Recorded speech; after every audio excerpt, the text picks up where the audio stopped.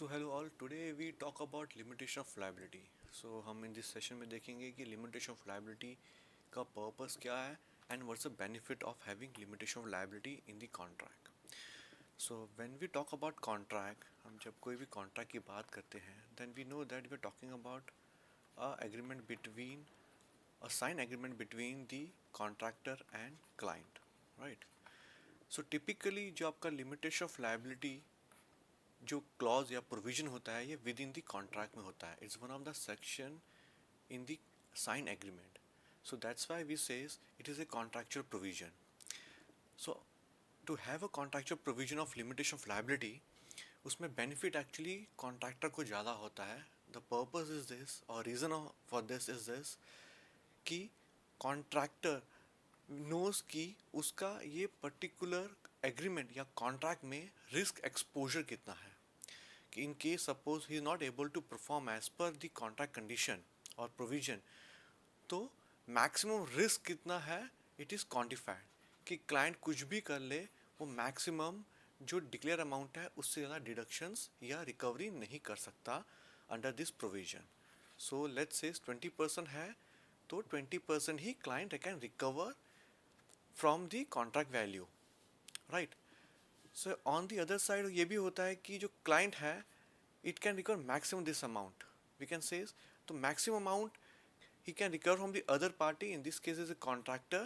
It's something they declare or they in this provision they just agreed कि हम लोग maximum कितना amount तक client can recover from the contractor, and from the contractor's perspective he knows कि उसका risk कितना expose है in under the contract. So this is a broadly the limitation of liability का आपका understanding होता है. Now we talk about कि client can recover lot of amount from the contractor. So typically हमारे contracts में बहुत सारे provisions होते हैं जिसमें और through that कि अगर वो as a contractor आप default करते हो तो client can recover through PRS या through liquidated damages.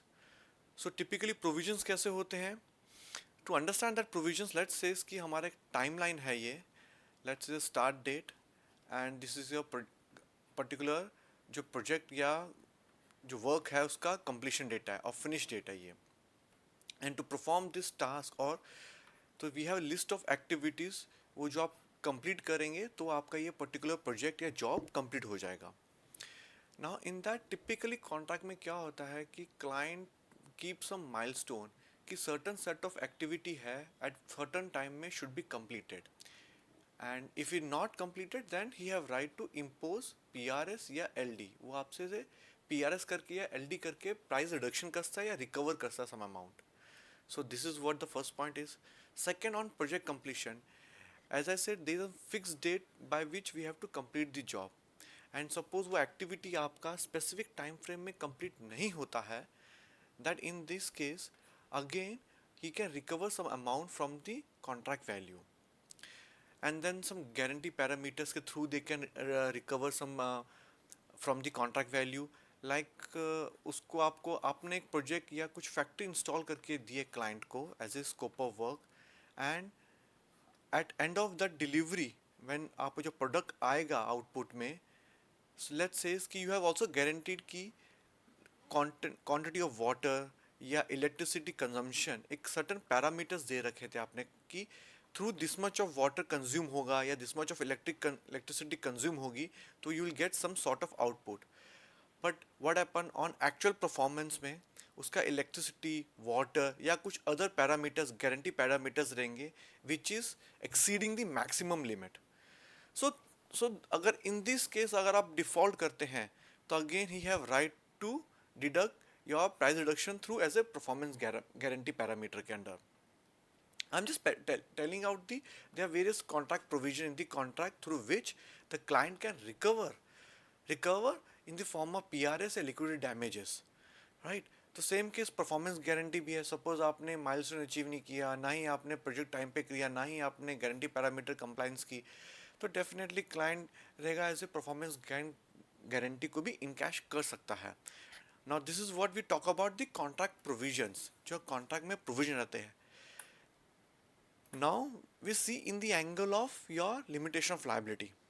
Now we see कि client can recover these many things from the contract in case you are not able to achieve certain things, like आपने milestone achieve नहीं किया, perform project complete time पे नहीं किया, and उसके कुछ maximum limits भी set होती हैं उसमें, like in this case 5-10% है, guarantee के लिए 5% रखा है, PBG के लिए 10% रखा है.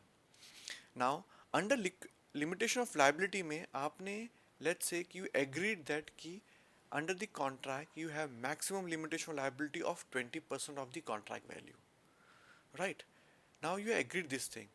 तो in this case क्या होगा, suppose you default in your first case, still even though अगर client अगर 5% of your contract value भी deduct करता है, तो still client has 15% और in this case या 15% leverage है या delta है उसके पास, क्या he can recover that amount from your contract value. Let's say आपने प्रोजेक्ट भी टाइम पे कंप्लीट नहीं किया, तो again he can have a 10%. सो आपका 15% है, 10% और कम हो गया, तो you left with 5% of your limitation. जो लाइबिलिटी की भी आपकी लिमिट कितनी पेंडिंग है, सिर्फ 5% रहेगी. लेट्स से आपने गारंटी पैरामीटर कंप्लाई नहीं किया, तो he can deduct 5% more.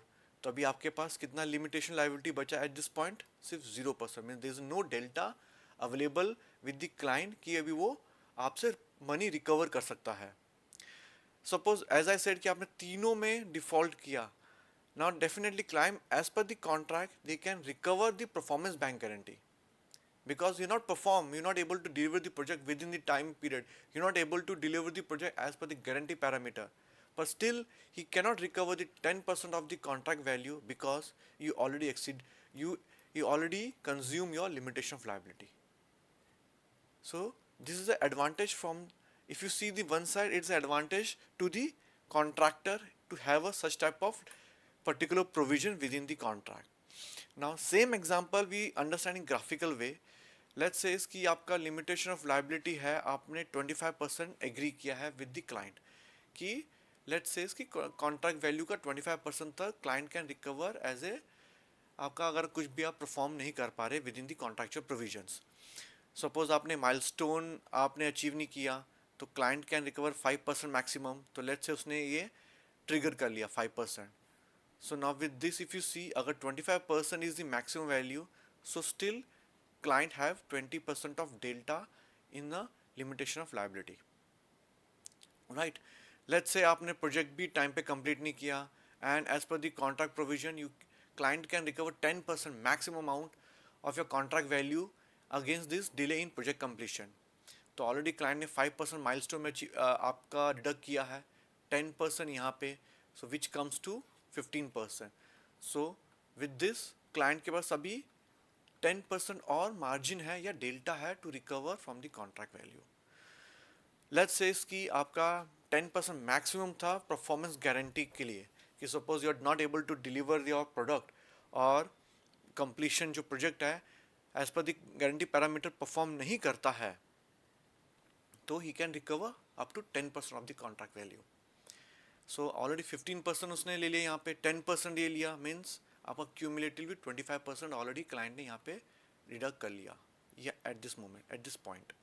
So now you have a delta 0%. अभी आपका लिमिटेशन लायबिलिटी यहाँ पर हिट हो चुकी है. नाउ एज वी सी कि आपने तीनों फ्रंट में आपने प्रोजेक्ट में डिफॉल्ट किया है, एज पर the contract provision client can easily deduct your CPG, your in cash, your bank guarantee, and उसमें ऑलरेडी आपने 10% आपने उसको दे रखी है, but still under this limitation of liability और within the contract itself client can not recover your this 10% amount. आपका क्योंकि आपका अपर लिमिट टच हो गया है, तो सिर्फ यहाँ तक ही client can recover from the contract value. So this is the advantage of you having such type of provision. But yes, such type of provisions not come so crystal clear. There are some exclusions also in your limitation of liabilities होता है आप में.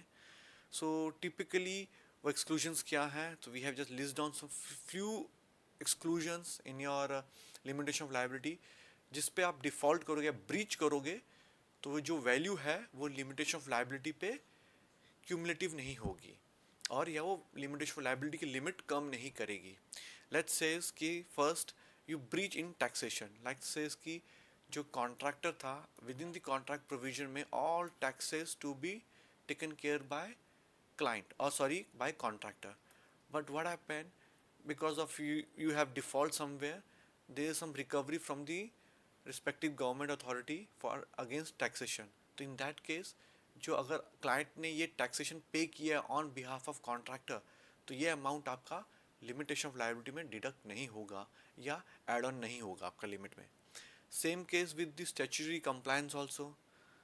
Then suppose some damage or claim arise by supplier or subcontractor. Suppose client के पास कोई contractor का कोई supplier client के पास जाता है कि देयर लेजिटिमेट क्लेम्स हैं जो कॉन्ट्रैक्टर ने पे नहीं किया है, because that work has been executed for the client. तो कॉन्ट्रैक्टर जो उसके सब कॉन्ट्रैक्टर या वेंडर्स हैं directly can approach to client for the recovery of the money. अगर क्लाइंट ने वो पैसा सब कॉन्ट्रैक्टर वेंडर को पे किया है, and definitely he can recover that amount from the contractor, but that recover amount जो किया रहेगा, it cannot be add on your limitation of liability. जो लिमिट है उसको वो इंटैक्ट रहेगा, उसमें कुछ भी कम नहीं होगा. Same case with breach of any applicable law रहेगा. फिर डिफेक्ट लाइबिलिटी पीरियड में कुछ डिफेक्ट्स आते हैं तो डेफिनेटली उसके लिए भी लिमिटेशन ऑफ लाइबिलिटी आपकी हिट नहीं होगी. It's something add on your limitation of liability. Same case which infringement होता है या इंटेलेक्चुअल प्रॉपर्टी के क्लेम्स आते हैं, that also can not be. So और इंडेमनिफिकेशंस के हमने कुछ एग्रीज किए हुए हैं आपने क्लॉजेस. सो उसमें जो भी सारे क्लेम्स जब आपके रहेंगे, ये सब कि में there are few I listed down. इसमें अगर क्लाइंट ने ऑन बिहाफ ऑफ कॉन्ट्रैक्टर आपको या पे किया है या किसी को कंपनसेट किया है, तो लिमिटेशन ऑफ लाइबिलिटी उस पर एप्लीकेबल नहीं रहेगी उस अमाउंट पे. राइट. सो टिपिकली आपका जो लिमिटेशन ऑफ लाइबिलिटी होता है, ये ऐसा क्लॉज होता है या आपका होता है कॉन्ट्रैक्ट में. So this is a typical language या say contractual language. We have just हमने काफ़ी ड्रिल डाउन करके सिंप्लीफाई में हमने जस्ट ओवरव्यू किया था इसका. Right. So with this we done with our limitation of liability. Hopefully you understood very well.